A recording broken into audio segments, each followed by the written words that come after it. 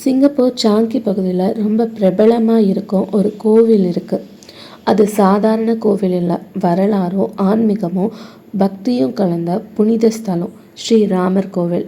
இந்த கோவிலின் வரலாறு 1900களில் ஆரம்பிச்சிருக்கு.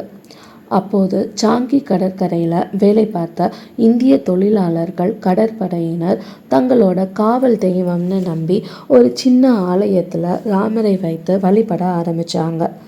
அந்த சின்ன ஆலயம் பக்தர்களோட நம்பிக்கையால் நாளுக்கு நாள் வளர்ந்து கொண்டே போச்சு. பெரிய வரலாற்று முக்கியத்துவம் கொடுத்த சம்பவம் 2ஆம் உலகப்போர். அந்த காலகட்டத்தில் சாங்கி சிறைச்சாலையில் அடைக்கப்பட்டிருந்த இந்திய ஆசிய கைதிகள் தைரியம் தர ராமரை நினைச்சு வழிபட்டாங்கன்னு சொல்லப்படுது. அந்த சம்பவம் தான் இந்த கோவிலுக்கு ஆன்மீக ஆழத்தையும் பெருமையையும் தந்துச்சுன்னு சொல்லப்படுறாங்க. பின்னாடி பக்தர்கள் கூட்டிகிட்டே போனதுனால கோவில் விரிவுபடுத்தப்பட்டது. இங்கே ஸ்ரீராமருடன் சீதா, லட்சுமணர், அனுமன், விநாயகர், சிவன், பார்வதி, முத்துமாரியம்மன், வள்ளி தேவானையுடன் முருகன் அப்படின்னு சொல்லிட்டு அனைத்து வகையான தெய்வங்களும் இங்கே இருக்குது.